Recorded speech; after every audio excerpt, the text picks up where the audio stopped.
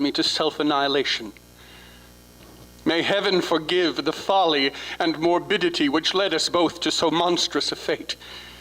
Wearied with the commonplaces of a prosaic world where even the joys of romance and adventure soon grow stale, St. John and I had followed enthusiastically every aesthetic and intellectual movement which promised respite from our devastating ennui. The enigmas of the symbolists and the ecstasies of the pre-Raphaelites all were ours in their time, but each new mood was drained too soon of its diverting novelty and appeal. Only the somber philosophy of the decadence could hold us, and this we found potent only by increasing gradually the depth and diabolism of our penetrations. Baudelaire and Huysmans were soon exhausted of thrills, till finally there remained for us only the more direct stimuli of unnatural personal experiences and adventures. It was this frightful emotional need which led us eventually to that detestable course which, even in my present fear, I mention with shame and timidity, that hideous extremity of human outrage, the abhorred practice of grave robbing. I cannot reveal the details of our shocking expeditions, or catalogue even partly the worst of the trophies adorning the nameless museum we prepared in the great stone house where we jointly dwelt, alone and servantless. Our museum was a blasphemous, unthinkable place, where with the satanic taste of neurotic virtuosi we had assembled an universe of terror and decay to excite our jaded sensibilities. It was a secret room, far, far underground, where huge winged demons carven of basalt and onyx vomited from wide grinning mouths weird green and orange light, and hidden pneumatic pipes ruffled into kaleidoscopic dances of death, the lines of red charnel things, hand in hand, woven in voluminous black hangings.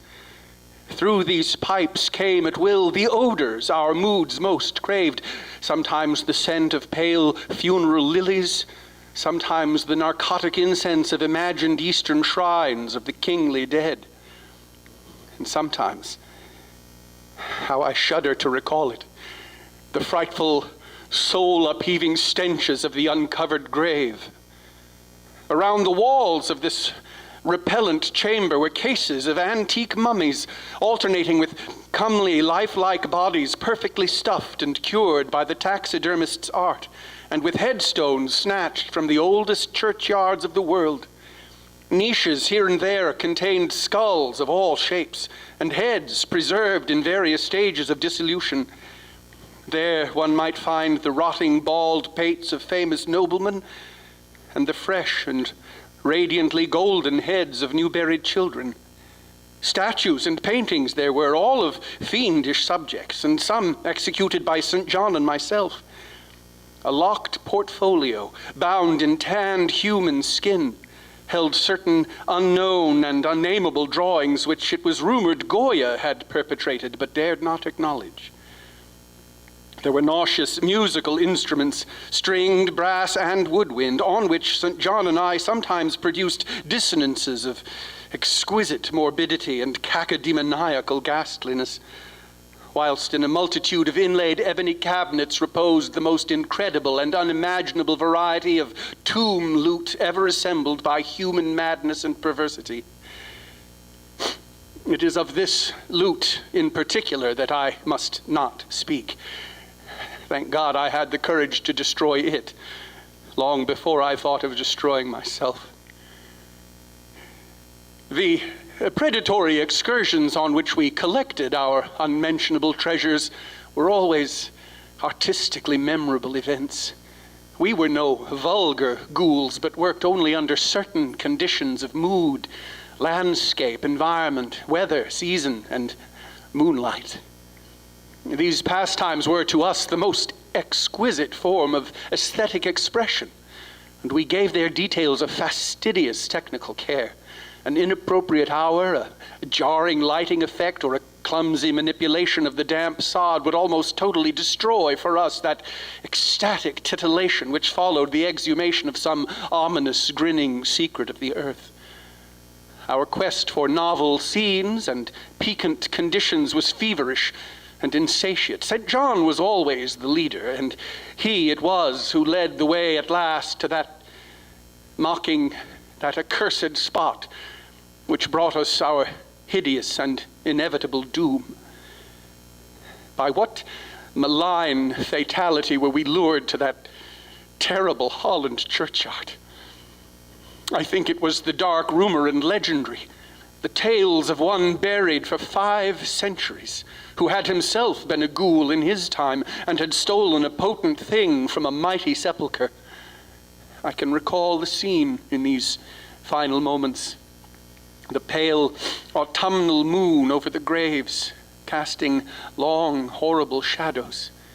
The grotesque trees drooping sullenly to meet the neglected grass and the crumbling slabs. The vast legions of strangely colossal bats that flew against the moon. The antique ivied church pointing to a huge spectral vivid sky.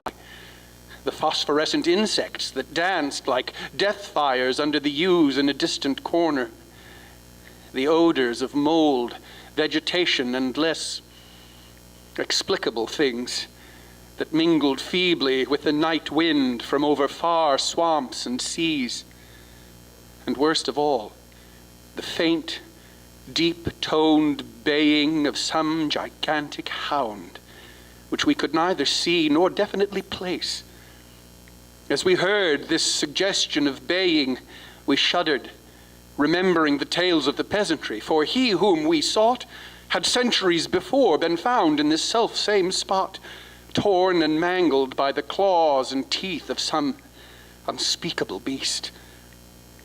I remember how we delved in this ghoul's grave with our spades, and how we thrilled at the picture of ourselves, the grave, the pale, watching moon, the horrible shadows, the grotesque trees, the titanic bats, the antique church, the dancing death fires, the sickening odors, and gently moaning night wind, and the strange, half-heard, directionless baying of whose objective existence we could scarcely be sure.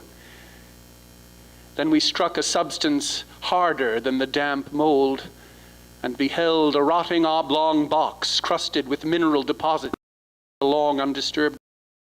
It was incredibly tough and thick, but so old that we finally pried it open and feasted our eyes on what it held. Much, amazingly much, was left of the object, despite the lapse of 500 years.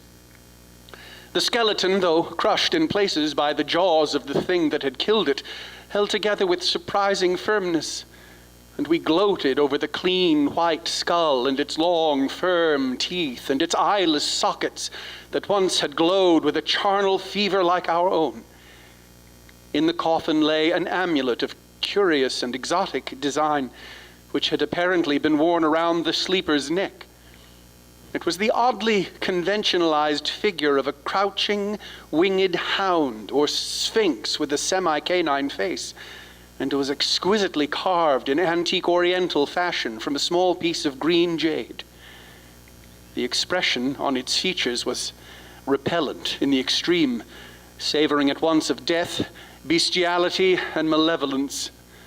Around the base was an inscription in characters which neither St. John nor I could identify, and on the bottom, like a maker's seal, was graven a grotesque and formidable skull. Immediately on beholding this amulet, we knew that we must possess it, that this treasure alone was our logical pelf from the centuried grave. Even had its outlines been unfamiliar, we would have desired it, but as we looked more closely, we saw that it was not wholly unfamiliar. Alien it indeed was to all art and literature which sane and balanced readers know, but we recognized it as the thing hinted of in the forbidden Necronomicon of the mad Arab Abdul al-Hazred, the ghastly soul symbol of the corpse-eating cult of inaccessible Leng in Central Asia. All too well did we trace the sinister lineaments described by the old Arab demonologist, Lineaments, he wrote, drawn from some obscure supernatural manifestation of the souls of those who vexed and gnawed at the dead. Seizing the green jade object, we gave a last glance at the bleached and cavern-eyed face of its owner and closed up the grave as we found it. As we hastened from that abhorrent spot, the stolen amulet in St. John's pocket, we thought we saw the bats descend in a body to the earth we had so lately rifled, as if seeking for some cursed and unholy nourishment. But the autumn moon shone weak and pale, and we could not be sure. So too, as we sailed the next day away from Holland to our home, we thought we heard the faint, distant baying of some gigantic hound in the background. But the autumn wind moaned sad and wan, and we could not be sure. Less than a week after our return to England, strange things began to happen. We lived as recluses, devoid of friends, alone and without servants, in a few rooms of an ancient manor house on a bleak and unfrequented moor, so that our doors were seldom disturbed by the knock of the visitor. Now, however, we were troubled by what seemed to be frequent fumblings in the night, not only around the doors, but around the windows also, upper as well as lower. Once we fancied that a large opaque body darkened the library window when the moon was shining against it, and another time we thought we heard a whirring or flapping sound not far off. On each occasion, investigation revealed nothing, and we began to ascribe the occurrences to imagination alone. That same curiously disturbed imagination which still prolonged in our ears the faint, far baying we thought we had heard in the Holland churchyard. The jade amulet now reposed in a niche in our museum, and sometimes we burned strangely scented candles before it. We read much in Alhazred's Necronomicon about its properties and about the relation of ghoul souls to the objects it symbolized, and were disturbed by what we read. Then terror came. On the night of September 24th, I heard a knock at my chamber door. Fancying it St. John's, I bade the knocker enter, but was answered only by a shrill laugh. There was no one in the corridor. When I aroused St. John from his sleep, he professed entire ignorance of the event and became as worried as I.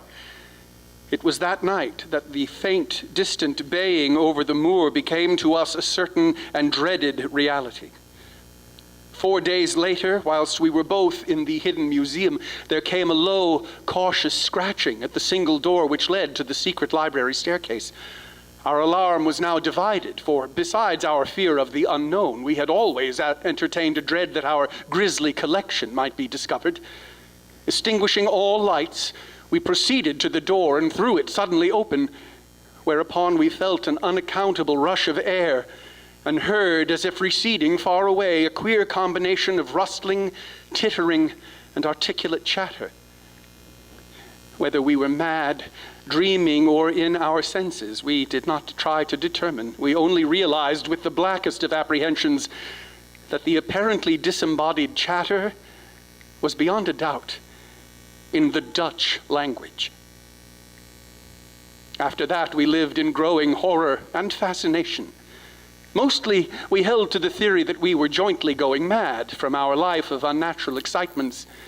But sometimes it pleased us more to dramatize ourselves as the victims of some creeping and appalling doom. Bizarre manifestations were now too frequent to count. Our lonely house was seemingly alive with the presence of some malign being whose nature we could not guess. And every night that demoniac baying rolled over the windswept moor, always louder and louder. On October 29, we found in the soft earth underneath the library window a series of footprints utterly impossible to describe. They were as baffling as the hordes of great bats which haunted the old manor house in unprecedented and increasing numbers. The horror reached a culmination on November 18, when St. John, walking home after dark from the distant railway station, was seized by some frightful carnivorous thing and torn to ribbons. His screams had reached the house, and I had hastened to the terrible scene in time to hear a whir of wings and see a vague, black, cloudy thing silhouetted against the rising moon. My friend was dying when I spoke to him, and he could not answer coherently. All he could do was to whisper, "The amulet, that damn thing." Then he collapsed, an inert mass of mangled flesh. I buried him the next midnight in one of our neglected gardens and mumbled of the devilish rituals he had loved in life. And as I pronounced the last demoniac sentence, I heard afar on the moor the faint baying of some gigantic hound. The moon was up, but I dared not look at it, and when I saw on the dim-litten moor a wide, nebulous shadow sweeping from mound to mound, I shut my eyes and threw myself face down upon the ground. When I arose, trembling, I knew not how much later, I staggered into the house and made shocking obeisances before the enshrined amulet of green jade. Being now afraid to live alone in the ancient house on the moor, I departed on the following day for London, taking with me the amulet after destroying by fire and burial the rest of the impious collection in the museum. But after 3 nights, I heard the baying again, and before a week was over, felt strange eyes upon me, for it was dark.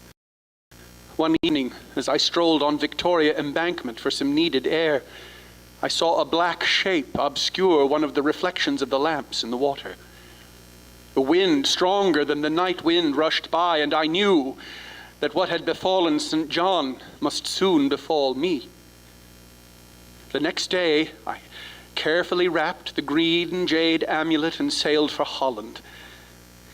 What mercy I might gain by returning the thing to its silent, sleeping owner I knew not, but I felt that I must at least try any step conceivably logical. What the hound was and why it pursued me were questions still vague. But I had first heard the baying in that ancient churchyard, and every subsequent event, including St. John's dying whisper, had served to connect the curse with the stealing of the amulet. Accordingly, I sank into the nethermost abysses of despair when, at an inn in Rotterdam, I discovered that thieves had despoiled me of this sole means of salvation. The baying was loud that evening, and in the morning I read of a nameless deed in the vilest quarter of the city. The rabble were in terror, for upon an evil tenement had fallen a red death beyond the foulest previous crime of the neighborhood. In a squalid thieves' den, an entire family had been torn to shreds by an unknown thing which left no trace. And those around had heard all night, above the usual clamor of drunken voices, a faint, deep, insistent note as of a gigantic hound. So at last I stood again in that unwholesome churchyard where a pale winter moon cast hideous shadows, and leafless trees drooped sullenly to meet the withered, frosty grass and cracking slabs, and the ivied church pointed a jeering finger at the unfriendly sky, and the night wind howled maniacally from over frozen swamps and frigid seas. The baying was very faint now, and it ceased altogether as I approached the ancient grave I had once violated, and frightened away an abnormally large horde of bats which had been hovering curiously around it. I know not why I went thither, unless to pray, or gibber out insane pleas and apologies to the calm white thing that lay within. But whatever my reason, I attacked the half-frozen sod with a desperation partly mine and partly that of a dominating will outside myself. Excavation was much easier than I expected, though at one point I encountered a queer interruption. when a lean vulture darted down out of the cold sky and pecked frantically at the grave earth until I killed him with a blow of my spade.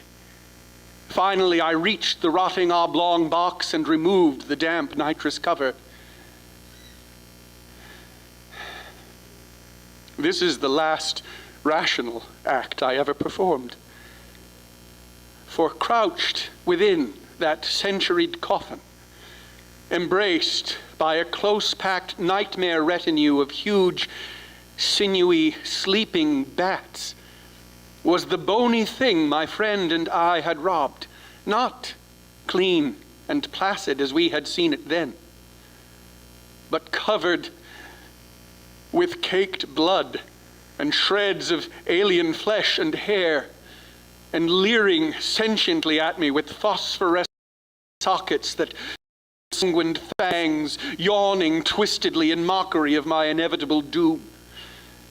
And when it gave from those grinning jaws a deep, sardonic bay, as of some gigantic hound, and I saw that it held in its gory, filthy claw the lost and fateful amulet of green jade, I merely screamed and ran away idiotically, my screams soon dissolving into peals of hysterical laughter.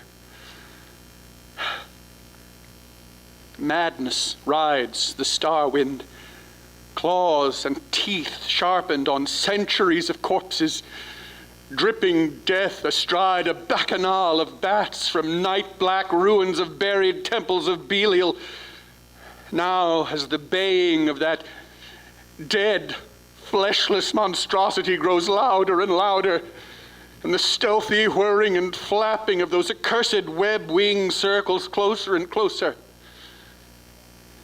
I shall seek with my revolver the oblivion which is my only refuge from the unnamed and the unnameable.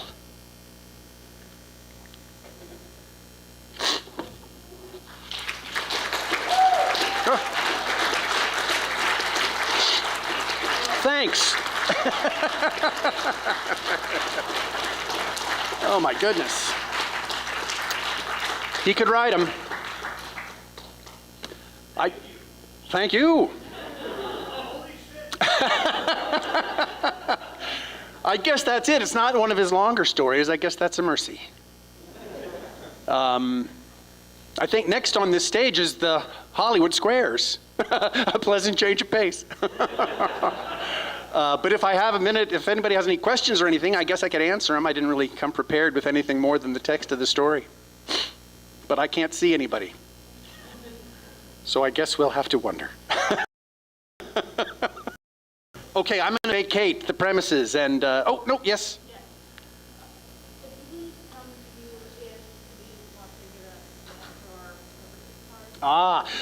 Someone has asked about bonus stamps for membership cards. Because I'm the only one here this weekend, the HPLHS as a whole is not here. We don't have a table, so there actually isn't a bonus stamp for this year's Portland Festival, I'm sorry to say. But I'll be happy to say hi and shake your hand, if you'll have me. All right. Anybody else? All right, I'm going to get out of the way so we can set up for the next more fun thing.